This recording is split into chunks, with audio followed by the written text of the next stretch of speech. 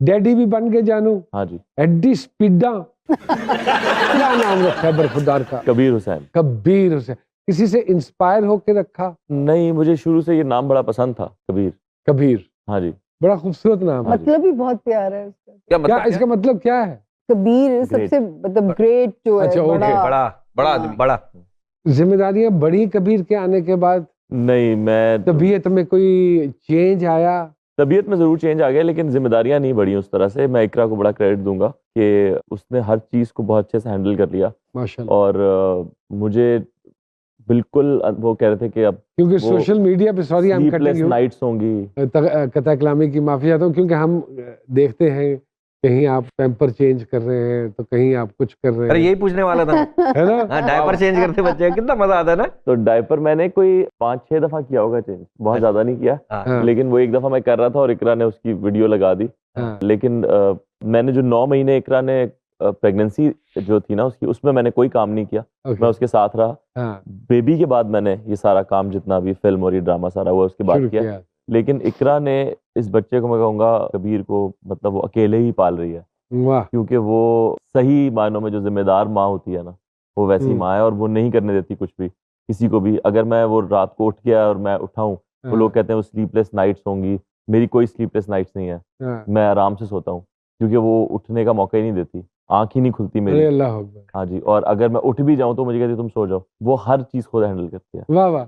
जब औलाद हो जाती है तो इंसान में थोड़ी सी तहम्मुल मजाजी भी आ जाती है, और मेरा मानना यह है कि मर्द थोड़ा सा बुज़दिल भी हो जाता है। मेरा बिलीफ बड़ा मुख्तलिफ, मैं तो बड़ा बुज़दिल हो गया था कि जहाज जब हल्का सा भी डोलता था ना, मेरी जान निकल जाती थी कि ये यार, ऐसा है। कि मैं बच्चों की तस्वीर निकाल के देख लेता। वाह वाह। अल्लाह। तो ऐसी फीलिंग्स डेवलप हुई जी बिल्कुल ऐसे ही कबीर है। के आने के बाद। एक ऑटोमेटिकली एक बिल्कुल चीज ऐसे है। ही हुआ। और वो मैंने वो शुगल मेला करना भी बंद कर दिया है। आपने देखा होगा सोशल मीडिया पे। हाँ जी, कुछ बराबर उसमें है। भी कमी आई। हाँ जी, क्योंकि अब मैं और तरह से सोच रहा था। मैं कहता हूँ पता नहीं बाद में कि हाँ। क्या इसकी कहानी बनाएंगे लोग, और हाँ। इसको हाँ। खामखा चीजों को खींचना अभी तो बहुत ज्यादा हो गया। हाँ। चीजों को खींचना, लंबा करना। हाँ, ट्रू हाँ। ट्रू। मतलब आप खुद कह रहे हैं कि यार ये फजूल बात है, इस पे बात नहीं होनी चाहिए, और उसी पे बात हो रही है। और मेरे ख्याल में हुकूमत पाकिस्तान को ना ये सोशल मीडिया पे तो टका के टैक्स लगाना चाहिए, ताकि लोग इसको बेहतर तरीके से इस्तेमाल कर सकें। सर ये मैं मैसेज तो है, सर, कहूंगी मैसेज है। मोबाइल पैकेजेस भी बंद कर देने चाहिए। इन्होंने भी तबाही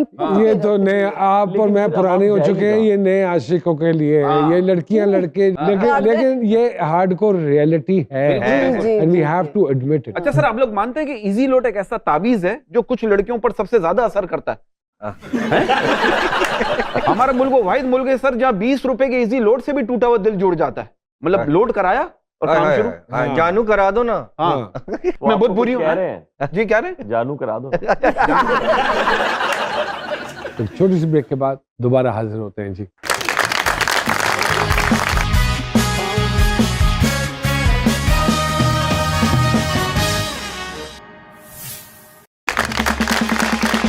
खुशामदीद कहते हैं जी सरकार में एक मरतबा फिर से बात हो रही थी। आपने सारे मीडियम में काम कर चुके हैं माशाल्लाह, थिएटर भी आपने किया है, if I am not wrong, theatre मैंने सबसे ज्यादा किया। सबसे ज्यादा किया है। फिर उसके बाद टेलीविजन किया, फिर आप फिल्म की। किस मीडियम में आपको ज्यादा लगा है कि मैं अपना एक्सप्रेशन बेहतर तरीके से ऑडियंस तक पहुंचा पाया हूँ? थिएटर और फिल्म मुझे लगता है वो थोड़ा, क्योंकि मिलते जुलते हैं, दोनों में बॉडी का इस्तेमाल ज्यादा है। तो वो मुझे लगता है थोड़े से ज्यादा मैं कंफर्टेबली काम करता हूँ, क्योंकि मैंने थिएटर के बाद फिल्म की थी, फिर टीवी किया था। मेथड ऑफ एक्टिंग तीनों में मुख्तलिफ होता है यासिर साहब? सर मुझे आज तक समझ नहीं आया इसके बारे में, मैं ज्यादा बेहतर नहीं बता पाऊंगा। क्योंकि फिल्म में आपको जो एक्सप्रेशन टेलीविजन पे आप, जिस पे आप फर्ज कीजिए 1 मिनट लेते हैं, वही फिल्म में आपको 30 सेकंड में करना होता है।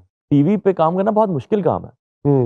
एक कहानी को 1 घंटे की 16 घंटे में बताना या 26 घंटे में बताना, हालांकि वो इतनी 16 घंटे वाली होती नहीं होती। उसके बावजूद आपने एंगेज रखना ऑडियंस को। ऑडियंस को engage और एक बात जो वही जो आप कह रहे हैं कि वो 30 सेकंड में हो जानी चाहिए, उसको 2 या 2.5 मिनट में करना, हाँ। और लोग देख रहे हैं, तो वो काम इसीलिए मुझे लगता है कि टीवी के एक्टर्स जो है हमारे, वो ज्यादा अच्छे एक्टर्स हैं बाकी कहीं के और के भी फिल्म के एक्टर्स से। ओके। तो आप लोग जो काम कर रहे हैं, ज्यादा जो टीवी करते हैं, वो बहुत मुश्किल काम है। मुझे लगता है मैं ज्यादा करूंगा मैं एक्सपोज हो जाऊंगा बहुत बुरी तरह। मैं उतना अच्छा एक्टर नहीं हूँ हाँ। कि मैं 26 किस्तों में लोगों को लेके चल सकूं। तो ये वाकई बहुत लेकिन मुश्किल काम है। अपॉर्चुनिटी तो बहुत ज्यादा मिल जाती है, आप 26 किस्तों में किसी भी लम्हे अच्छा परफॉर्म कर जाए। बिल्कुल सही कह रहे हैं आप। तो होते हैं आपके पास 26 सेकंड ही है, अगर चाहे 26 घंटे का भी प्ले है ना, टू प्रूव योरसेल्फ, मोमेंट तलाश करना पड़ता है उस 26 घंटों में। मेरा मानना ये है 26 के 26 घंटे आप कुछ नहीं कर सकते। यही मैं उस दिन किसी ये एक्टर हो से कह रहा था, मुझे कह रहा था कि वो अभी जावेद इकबाल के ट्रेलर में आप वो जब गाड़ी से उतरते हैं तो आप क्या सोच रहे थे, वो जो एक्सप्रेशन था, तो मैंने हाँ। कहा मैं तो जो पहले ही सोच लिया था जावेद के बारे में, बस वही जहन में था, फिर ये नहीं मैंने सोचा था कि इस वक्त मैं क्या करूंगा और उस वक्त क्या करूंगा। जावेद इकबाल का आपने जिक्र किया, एक बहुत बड़ा इशू रहा है ये, और ये इतना मुश्किल किरदार है कि ये जब वाकया हुआ था, मुझे अच्छी तरह याद है, इस वाकये को भी तकरीबन 90s में हुआ था। 90s में हुआ था और अब तक और लोगों के ज़हनों पे नक्श रहा है। इस किरदार को करना, किसने सोच लिया ये किरदार करने का, और किसने ये तहरीर कर ली सारी चीज़ें, और इसमें कितनी % रिसर्च शामिल है, ये तो थोड़ा सा बताइए। ये अब्बू अलैहा हैं जो डायरेक्टर और राइटर हैं इसके, उन्होंने इससे पहले जावेद इकबाल ये के सऊदी अरब से आए हैं। नहीं नहीं ऊंट पे आया। मैंने काजू बादाम भी निकाल लिए थे ऊपर। ये अच्छा, ये भी उनका ऊँट बातें भी कर रहा है। ये वही साहब है जो देखा ना ट्विटर पे भी खासी जी, कंट्रोवर्सी। बिल्कुल, बिल्कुल, बिल्कुल।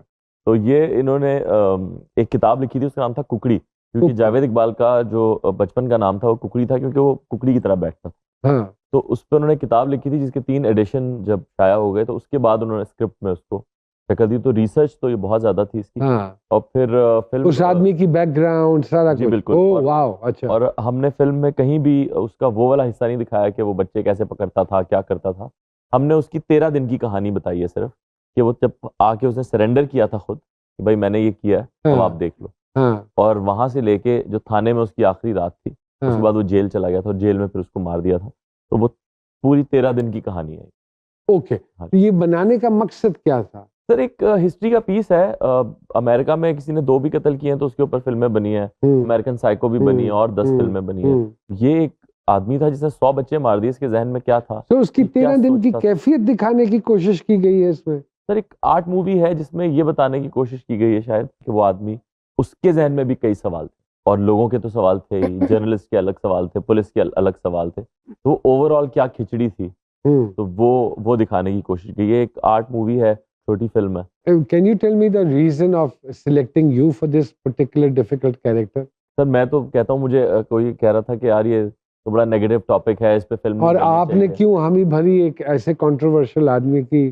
क्योंकि एक एक्टर के लिए तो ये एक ड्रीम प्रोजेक्ट है, बहुत अच्छी बात है। उसको हाँ। तो बहुत ज्यादा मार्जिन है उसके आई अंदर एग्री, परफॉर्मेंस आई का। Agree, I agree. दूसरा जब मैंने वो पहली दफा लुक टेस्ट हुआ तो वो मेरी शक्ल मिल गई उससे, वो एक और प्लस हो गया। तो करे हरकतें नहीं मिल रही। हाँ। फिर उसके बाद मुझे लगा कि यार ये तो मुझे करनी ही चाहिए। हाँ। और ये फिल्म मुझे अब्बू अलैहा साहब ने तो अभी ऑफर की, इससे पहले पिछले 10 साल में 2 दफा वेब सीरीज के तौर पे मुझे जावेद इकबाल ऑफर हो चुकी है मुख्तलिफ प्रोड्यूसर्स से, वो बनी नहीं कभी। हाँ, लेकिन इन्होंने जब ऑफर की तो मैंने कहा शायद ये भी नहीं बनेगी, लेकिन वो बन गई। हाँ, तो मैंने देखा जब वो लगा उसका ट्रेलर या टीजर आया तो बहुत लोगों ने तारीफ की, लेकिन कुछ लोग ये भी कह रहे थे कि इस फिल्म में मैसेज क्या है।